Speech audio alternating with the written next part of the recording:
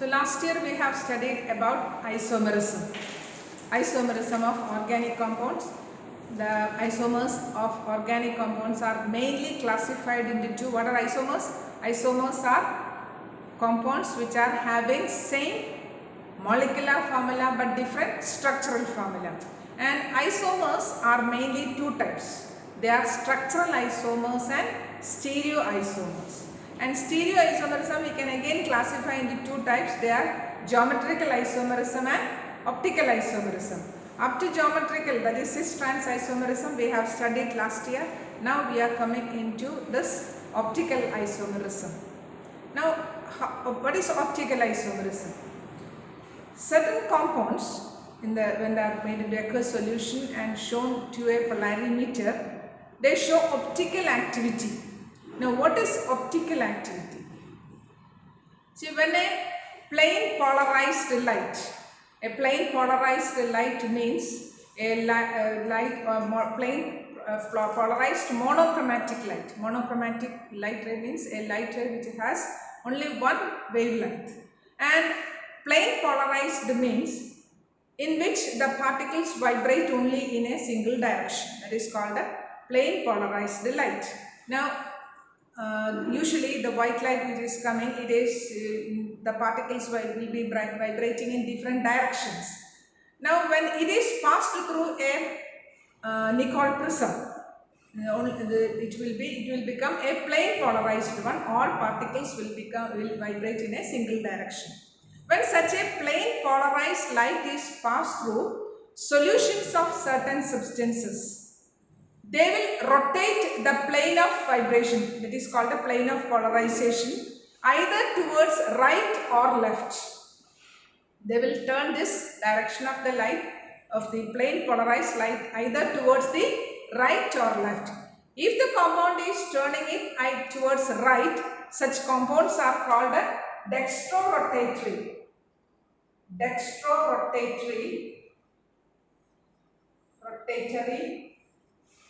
And if the plane of polarization is turned towards left, they are called levorotatory. So dextrorotatory and levorotatory. And this dextrorotatory compounds are usually represented by plus or D, small d. And levorotatory compounds are represented by a minus sign or L form. Understood? So, certain compounds, not all compounds will be optically active, only certain compounds are optically active. And those compounds which are optically active, their solutions, if they are kept in a polarimeter, they will rotate the plane of polarization either towards left or right. If they are turning the plane of polarization towards right, then they are called dextrorotatory compounds, and they are represented either by plus or D.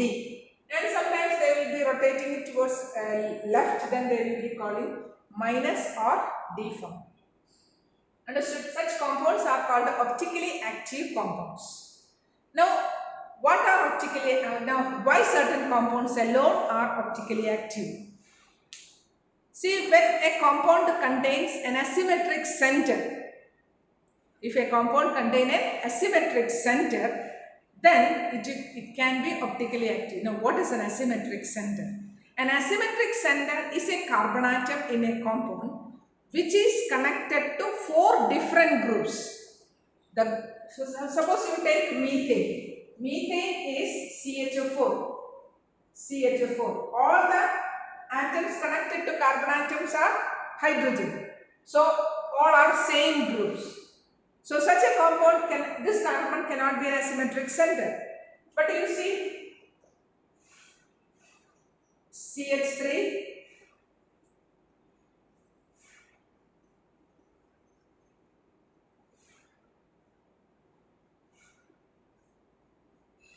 you see this carbon atom. This carbon atom, one group attached is CH3, one group attached is hydrogen, one group attached is iodine, another group attached is bromine. Isn't it? So to this carbon atom, 4 different groups groups are attached. So this carbon atom we can call it as an asymmetric center. If an asymmetric center is there in a molecule, then that molecule can be optically active. Understood? Then such a compound is called a chiral molecule. And such a compound is called an asymmetric compound, or this carbon atom is called an asymmetric center, and this compound is called an asymmetric compound. Then what is this? What in the nature itself there are symmetrical and asymmetrical. Now how will we see that a compound is asymmetric? Say if a compound forms a non-superimposable mirror image. For example, you take your hand. If your hand and its mirror image, if it is kept like this over the other, if it is superimposed. Now, if they are superimposable, that is, if one fits on the other exactly, is it fitting exactly? No, isn't it? Not like this. If this is one hand and its mirror image, you cannot do like this. You will have to take it and keep it over it. Then if they are superimposable, then it is not a asymmetric molecule. If they are not superimposable like this, then it is called an asymmetric object. This is an asymmetric object. Understood? But you see, one circle, one sphere, like this. Its mirror image will be like this only. Like, if you keep it open on this, it will be correctly superimposable. Then this is a symmetric object. This is a symmetric object. Understood? But our hand is not symmetric. Such a molecule, if it is forming a non-superimposable mirror image, then only that molecule is said to be an asymmetric molecule. And what is the main condition for an asymmetric molecule? And as at least one asymmetric center must be there. What is an asymmetric center? The carbon atom to which 4 different groups are attached. So what we can see in a molecule is whether that molecule is containing any carbon atom to which 4 different groups are attached. We will take another example. 2-propanol. You write the compound 2-propanol in your book. 2-propanol. 2-propanol is CH3, COH, H, CH3. This is 2-propanol. Is it containing any asymmetric carbon atom? Is this compound containing any asymmetric carbon atom? You take the first carbon atom. 3 hydrogen atoms are attached. So that means it is not an asymmetric carbon atom. You take the second carbon atom. One is hydrogen, one is OH group, the other is CH3 group, fourth one is also CH3 group. So this is not an asymmetric carbon atom. Now what about this one? Here also 3 hydrogen atoms are attached to this carbon atom. That is not also an asymmetric carbon atom. So this is not containing any asymmetric center. So this is a symmetric molecule. It will not have any optical activity. Understood? So it is optically inactive. This compound is optically inactive. Now 2-butanol. You write this is 2-propanol. 2-propanol. You take 2-butanol. 2-butanol is COH, H, CH3, CH2, CH3. This is 2-butanol. 2-butanol. Now in 2-butanol, you take the first carbon atom. It is having 3 hydrogen atoms here. That means it is not an asymmetric center. You take the second carbon atom.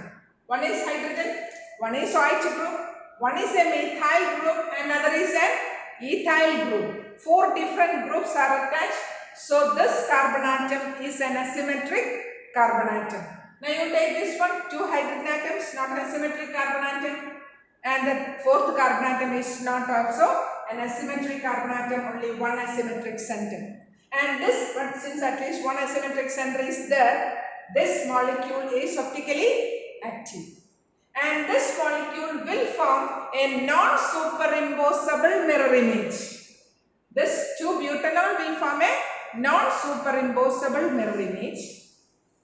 Understood? Now, if this compound, if one of the compound is a dextrorotatory compound, that is D, its non-superimposable mirror image will be L isomer. Understood? D isomer is the compound and its non-superimposable mirror image is an L isomer. And the compound and its non-superimposable mirror image, they are called enantiomers. They are called enantiomers. So enantiomers are the isomers where the compound and its non-superimposable mirror image is made. Understood? So the compound itself and its non-superimposable mirror image comes under enantiomers. They are called enantiomers. Now, suppose you start a compound with any isomer, an optically active either D or L. Suppose after reaction you are getting 50% D isomer and 50% L isomer. That means 50% of the products will be turning the plane of polarization towards the right and 50% will turn it left. What will happen in effect? No rotation will be there, right? In effect, no rotation will be there. That is because 50% is turning it right and other 50% will turn it left. In effect, there will be no rotation. Such a mixture of an equimolar mixture of D and L isomer. D and L isomer. It is called a racemic mixture. It is called a racemic mixture. And this racemic mixture, even though it is containing 50% D isomer and 50% L isomer, it will be optically inactive because the 50% rotation, if it is right towards left and 50% will turn it back. So it will be optically inactive. Such a mixture is optically inactive. And I told you the D isomer is represented by a plus sign. The L isomer is represented by a minus sign. And the racemic mixture will be either represented as plus and minus like this or DL like this. That means it is a racemic mixture. It is containing both positive dextrorotatory and levorotatory, but the rotation is mutually cancelled. Understood? And if suppose sometimes question will be seen, one compound will be given and this side will be given plus and minus, and what is the optical rotation of this compound, or whether the optical rotation is, choices will be given. Its optical rotation will be 0 because it is a racemic mixture. Now, so this is about its optical activity. Now, when you come to chemical reactions, a chemical reaction, what changes can occur for a optically active compound? First one is retention of configuration. Retention. That is, if you start with a D compound, you end with a D isomer. The product also will be a D isomer. If you start with a levorotatory compound, if you end with the L isomer, then it is retention of configuration. For example, CH3, 2-methyl,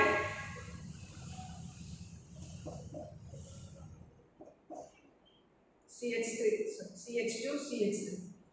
This is one first carbon atom. So it is this compound. Suppose it is treated with a concentrated HCl. Suppose this is a D isomer, and if you are getting CH3, Cl, H, CH2, CH3. Then you are getting the same isomer. If this is also D isomer, then we call it as retention of configuration. The configuration is retained in the same way. Understood? The configuration is we are started with the D and with the D isomer. then it is called a retention of configuration. Now sometimes inversion of configuration can take place. Inversion of, that is, if you start with the D form, you end with the L form. You start with the D form and you end with the L form, then it is called the inversion of configuration. 3. Inversion of configuration can occur. Inversion. Right? So that means you start with the D isomer, if you end with an L isomer, then it is called inversion of configuration. Then 50% can be a D isomer and 50% can be an L isomer. Then it is formation of racemic mixture. That is 50% will do retention, 50% will do inversion of configuration. Then you will end with a racemic mixture. You will end with a racemic mixture. Racemic mixture. Understood? Now what we are going to see is the stereochemical aspects of SN1 and SN2 reaction. In SN2 reaction, what we have seen is the incoming nucleophile would come from the opposite side, and if this is our Ca, B, C, D, then X halogen. We studied in SN1 mechanism, the incoming nucleophile will enter from the opposite side and the groups will be pushed back, and what will you get? The product Ca, here it will be the new isomer, then D, then B, D. It will be pushed back. That means if you start with the D isomer, you end with the L isomer. So in SN2 mechanism, you are getting inversion of configuration. If you start with one enantiomer, you will end with the other enantiomer. Understood? Inversion of configuration will occur. Whereas in SN1 mechanism, what happens is the carbocation will be formed in the first step. The carbocation is formed A, B, C, then plus a carbocation is formed, which is attacked from both sides coming by the nucleophile. Then 50% having the same configuration, Ca, then X, C, B, and 50% will be having just the inversion of configuration. 50% C, A, then newcoming Z, then B, C. Like this. 50% is having the retention of configuration, 50% will be having the inversion of configuration, then in effect this will be a racemic mixture. You will get only a racemic mixture in SN1 mechanism. Understood? In SN1 mechanism you will get only a racemic mixture because the carbocation which is formed will be attacked from both sides, 50% from the same direction, 50% from the opposite direction. 50% of the compound will be retaining the configuration and 50% will be having inversion of configuration. You will get only a racemic mixture. Understood? So this is the stereochemical aspects. In SN2 mechanism, you will get inversion of configuration, and in SN1 mechanism, you will get a racemic mixture. Understood? So this is an optical activity of a compound. So in optical activity, a compound which is to be optical active must have an asymmetric center. And an asymmetric, if a compound is having an asymmetric carbon atom, then that compound will be optical active. A carbon atom in which 4 different groups are attached is called an asymmetric carbon atom. And if a compound is having at least one asymmetric center, then that compound will be optically active. If it turns that plane of polarization towards the right, then it is called a dextrorotatory. If it is turning towards the left, it is called a levorotatory. A compound which can form non-superimposable mirror image is called an asymmetric compound. And asymmetric compound is also called a chiral molecule. asymmetric molecule is also called a chiral molecule. And if a compound is not asymmetric, then it is called achiral. Achiral. Understood? So, chiral molecule is a molecule which is containing at least one asymmetric carbon atom. That means it forms a non-superimposable mirror image. The compound and its non-superimposable mirror image are called enantiomers. If the compound is a D isomer, its non-superimposable mirror image will be a L isomer. And if a mixture contains 50% D and 50% L, then that mixture is called a racemic mixture and it will be optically inactive. In a reaction, there can be retention of configuration. In a reaction, it can be inversion of configuration, or it can also be a product, can also be a racemic mixture. That is 50% retaining and 50% inversion. Understood? And in SN1 mechanism, always we get a racemic mixture, and in SN2 mechanism, we always get a inversion of configuration. So this is the stereochemical aspects of SN1 and SN2.